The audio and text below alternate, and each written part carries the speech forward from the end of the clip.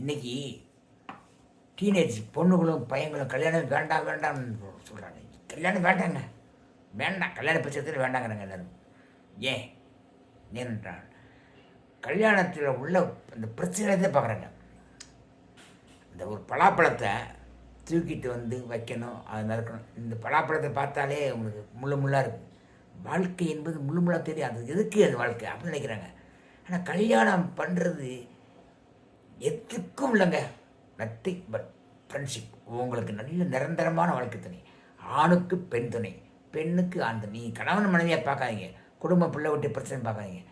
உங்களுக்கு துணையாக உங்கள் வெளிப்பாடாக உங்களோட மனைவி, மனைவிக்கு துணையாக கணவன், அவருடைய வெளிப்பாடாக கணவன், 2 பேரோட வெளிப்பாடாக குழந்தை. ஏன்னா குழந்தை வயசில் நான் பேசுகிறேன். குழந்தைகள் வந்துச்சுன்னா இருவரது வெளிப்பாடுகளாகவும் இருக்கும். புரியுதா? குழந்தை நல்ல அந்த அது சந்தோஷம். அந்த கணவனுக்கு மனைவி அன்பாக இருக்கிறதும், மனைவி கணவன் அன்பாக இருக்கிறதும், அந்த அன்பு சேரும்போது பேரன்பாக ஒரு குழந்தை பிறக்கு. அப்போ அந்த இன்பம் எப்படிங்கிறது என்ன சொன்னாலும் புரியாது. அது என்னன்னு தெரியல அவங்களுக்கு.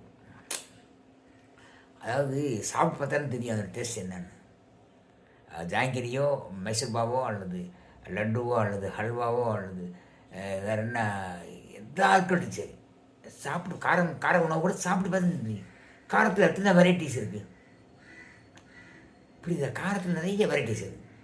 எல்லாத்தையும் டேஸ்ட் பண்ணி பார்த்து தெரியும். எல்லாம் ஒரே காரம் தான். உப்பு எல்லாத்துலையும் வர அளவு தான் இருக்குது. உப்பு ஒன்று தான், எவ்வளோ காரங்கள் இருக்குது. கார சேவு இருக்குது, மிக்சர் இருக்குது, கார பூந்தி இருக்குது, எதுவுமே காரமே இல்லாத ஓமப்பொடி இருக்குது, ஒவ்வொன்றும் டேஸ்ட். காரக்கடலை இருக்குது. அப்போ ஒவ்வொன்றும் ஒரு டேஸ்ட் இருக்கா இல்லையா? மாவு ஒன்று தான், கடலை மாவு ஒன்று தான், எல்லாத்துலேயும் ஒரு டேஸ்ட் இருக்குல்ல. அதே மாதிரி வாழ்க்கை, கணவன் மனைவி சேர்ந்து இருக்கிற வாழ்க்கை தான். அது ஒரு மாவு பொருள் மாதிரி. அதில் வந்து சர்க்கரை போட்டால் ஸ்வீட்டு, காரம் போட்டால் காரம், இது உப்பு போட்டால் காரத்துக்கு உப்பு. இப்போ இதெல்லாம் வந்து என்னென்னா அனுபவிக்கும் போது தெரியும், அதனால் டேஸ்ட் பண்ணும்போது தெரியும். இதெல்லாம் என்னத்துக்கு ஒன்றுமே வேண்டாம் அப்படின்னா ஃப்ரெண்ட்ஷிப்பே வேண்டாம்னு அர்த்தம் வரும். துணையே இல்லாட்டினா அவர் எப்படி வாழ முடியுது உலகத்தில்? துணை வேண்டும். துணை தேவையில்லை. இந்த காலத்தில் உங்களுக்கு துணை தேவையில்லை, வேண்டான்னு தோணும். இப்போ கணவனுக்கு பையனுக்கு பொண்ணு வேண்டான்னு துணை தேவையில்லை. அவனுக்கு ஃப்ரெண்ட்ஸ் இருக்கான். பொண்ணு வேணாங்கிறான் லைஃப் பார்ட்னர், ஆனால் அவளுக்கு ஃப்ரெண்ட்ஸ் இருக்கான். இது எத்தனை நாளைக்கு வரும்? பொண்ணுக்கு எத்தனை நாளைக்கு வரும்? பையனுக்கு எத்தனை நாளைக்கு வரும்? எல்லாம் அங்கங்கே வந்து நம்ம டைவெர்ட் ஆகி போயிடுவாங்க. அப்போ தான் தனியாக நிற்கணும்.